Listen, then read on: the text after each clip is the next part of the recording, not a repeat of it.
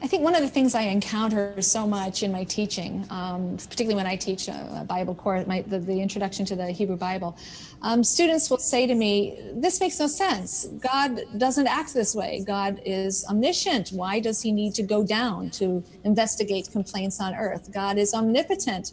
Why can't he do what he wants to do? Why is he thwarted? Why couldn't he create humans so that they wouldn't have sinned in the garden?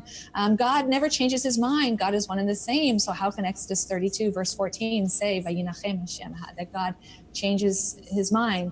And what I remind students is that that image of God is really an outcome of a certain Western philosophical tradition that's grounded very much in Greco-Roman notions of the divine as that which is static, immutable, unchanging truth. And that those notions really come from a different cultural concept and a different kind of conversation. God is the unmoved mover, and one in which perfection is understood to be stasis, unchanging, static reality. And that is not the God that we meet in biblical and Jewish tradition.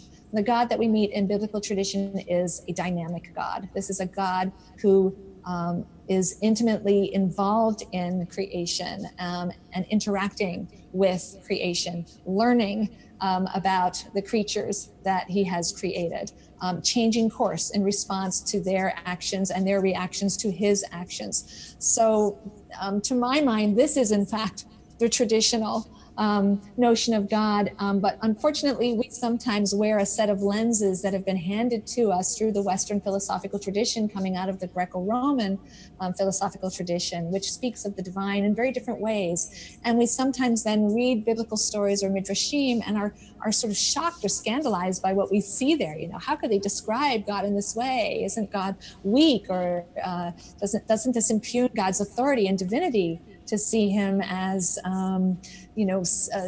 as being someone who negotiates or who could be talked out of things or who adjusts himself?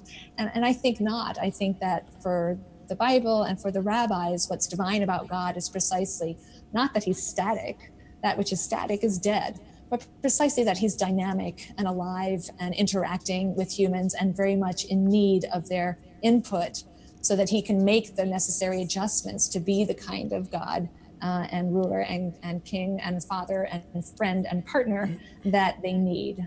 He needs good sparring partners. I like the phrase sparring partner because it captures the idea both of partnership, but also of challenge and being an adversary sometimes. So God needs sparring partners.